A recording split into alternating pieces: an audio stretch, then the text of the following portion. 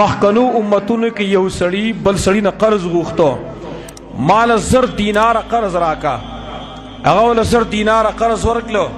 د کوم سړی چې قرض غوښتلې دا ته بیرته وایي څه ګواه درکم چې زما استاد دا معامله وشوه پلاني تاریخ باندې او زه تعالی بیرته قرض در کوم، څه ګواه درکم؟ او ته څه وایي؟ کفا بالله شهیدا، الله ګواه پوره دی، بس گواهان موهان نه غواړم. بیا ورته څه ذمہوار در درکم؟ او ته کفا بالله وکیلا، الله ذمہوار پوره دی. تاریخ متعین شو پلانی تاریخ باندې به مانه دوباره پیسې راوړي.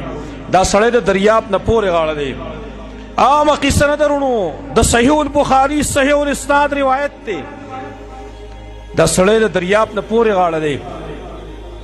ټیم هغه پورش سړی 1000 دینار راواغستو، دریاب غاړه باندې ولاړ د کشتۍ انتظار کوي چې اوس په کشتۍ راشي او هغه سړی د خپل امانت ورسوم. کشتۍ رانله، چې کشتۍ رانله هلته تاریخ متعین کړی، واده ورسره کړی، نیټې ورسې ښودلې. دا بل سړی هم دې طرف ته دریاب غاړې ته راغلی چې زما هغه قرضدار یې به راشي ماله به قرض راکړي.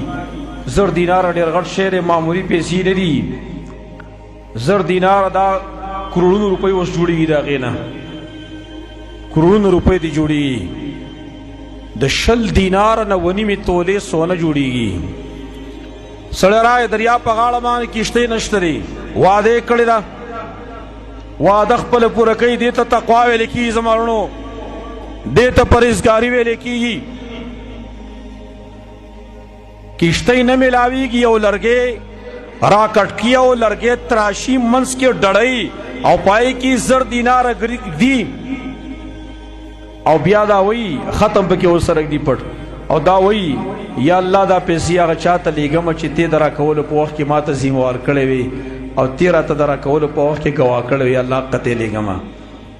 او لرګی په دریاب کې خوشي کو، لرګی روان دی. دا خپله تسلي ګوره، دا تقوا پرهیزګاري به دومره غالبه ده. دته کوم ځای نه یقین حاصل و چې دا دریاب په زما پیسې نه ضایع کوي. خدا هغه پیسې په دریاب کې پرېښودلې په دغه لرګي کې او لرګی خوشي کو.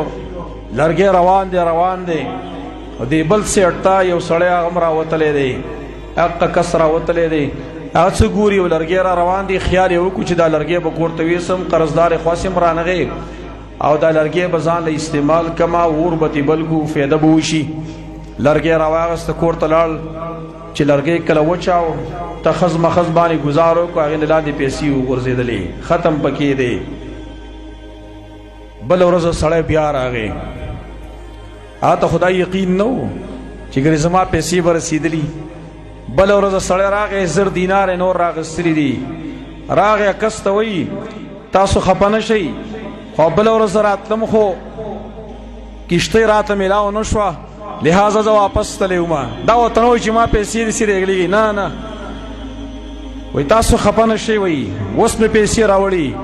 هغه ورته وایي ستا پیسې ما ته را رسېدلي دي، وایي ستا پیسې ما ته را رسېدلي دي.